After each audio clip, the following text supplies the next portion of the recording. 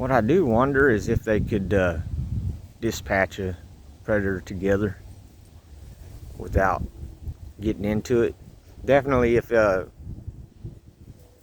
like once the predator was finished, then you would probably have to make sure they were separated, because then it would become probably possession as opposed to teamwork. I don't know that I'll ever have them be on anything together, considering his age and stuff. By the time she ever is, he's going to be too old to put. He's not too old to take care of normal stuff out here, like if it was a coyote or a coon or something. But say if I wanted to put him on a hog, I don't want him on one at his age. Not really.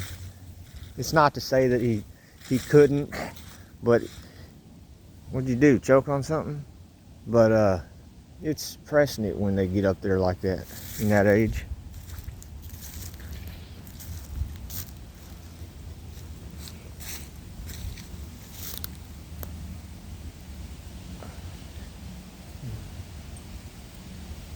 And she may not ever be that type. She might, but again, I won't know that. Y'all won't know that until she reaches the age that I do some of the stuff I told you I'll do with her. And that's the only time you'll figure that stuff out. And I can do my best to make her that way. But I'm not one of those that believes in guarantees, you know. You won't catch me calling a puppy something that it's not until you know it is.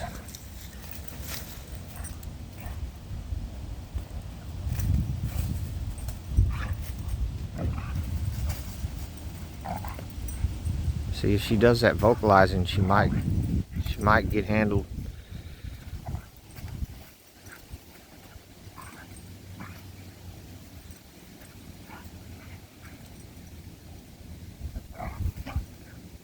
She's playing, but sometimes vocalizations do that. Like the other dog, he's warning her. But see, I've seen them even at the dog park. If you go, you'll see sometimes if people have like them English bulldogs or dogs that make noises from their nose, they're not being aggressive, but they just make those noises. Some other dogs will get triggered by that noise and then attack that dog. I've seen it firsthand. The English bulldog was just always making this growling type noise, but it was the way it breathed, and that triggered an attack on it.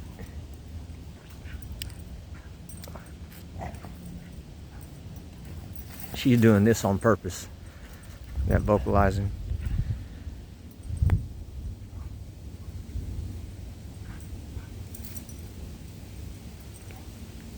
Y'all remember when she was real little, why? See, I wouldn't let her do this. Now it's not a big deal, but it's, you know, when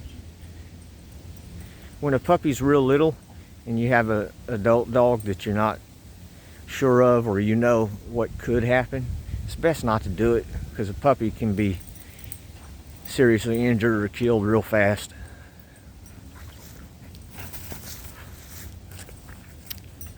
It's best to let them get some size on them where they can withstand some of the brunt if it happens.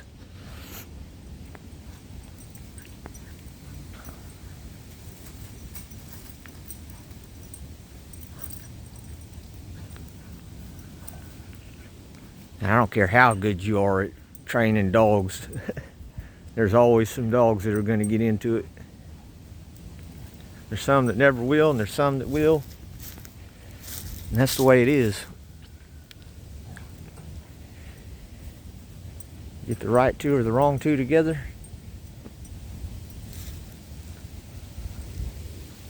It's like I told y'all with that German Shepherd.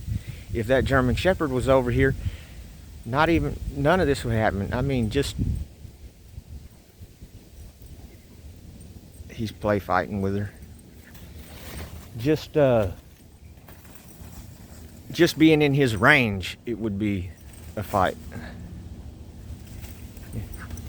It wouldn't matter even if he tried to, even if the German Shepherd took up like a play stance, which he wouldn't, but them two would fight.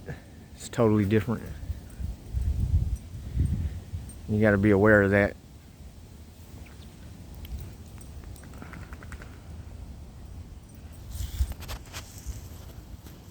If a dog's one way with, like your dogs are one way together, doesn't mean they'll be that way with every single dog.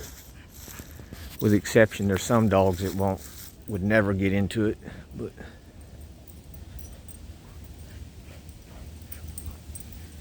I like him playing with her like this as long as it don't go too far. He's basically just play fighting with her.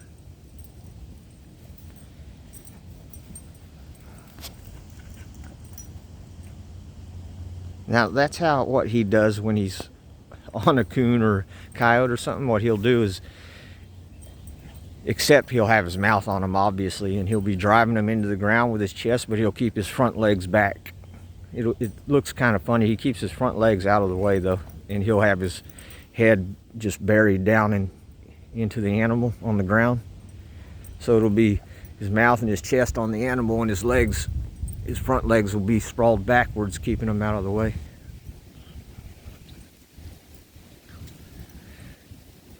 With her, he's putting them in the front, see, like he's playing. And obviously, I ain't gonna show y'all him doing that on an animal, but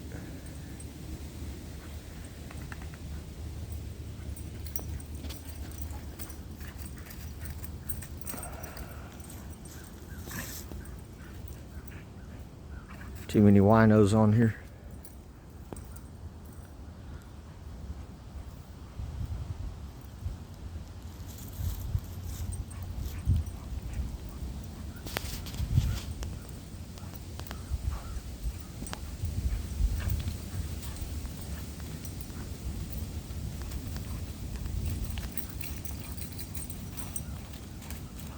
Luckily, she hasn't, a male pup. That's the problem with them. A male pup might have turned this into a fight real quick, or you might not have been able to have them around each other. She's kind of good at like going so far and then backing down.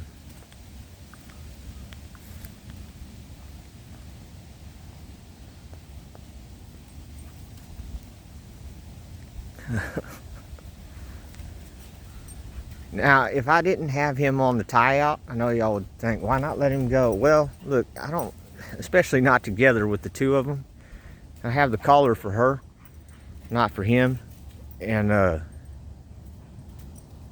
if I let him off the leash, it takes like one animal out here, and he's gonna be trying to get it, like y'all see, when I have him off leash out here, it's when I have his BALL.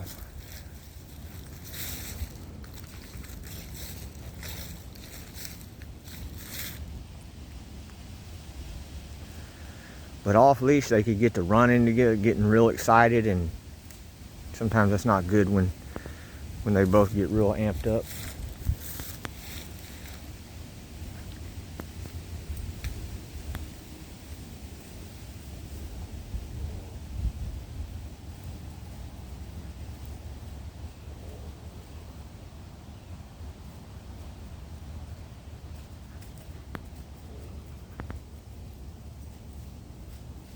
She's gonna try to get his attention by, she thought she was by digging.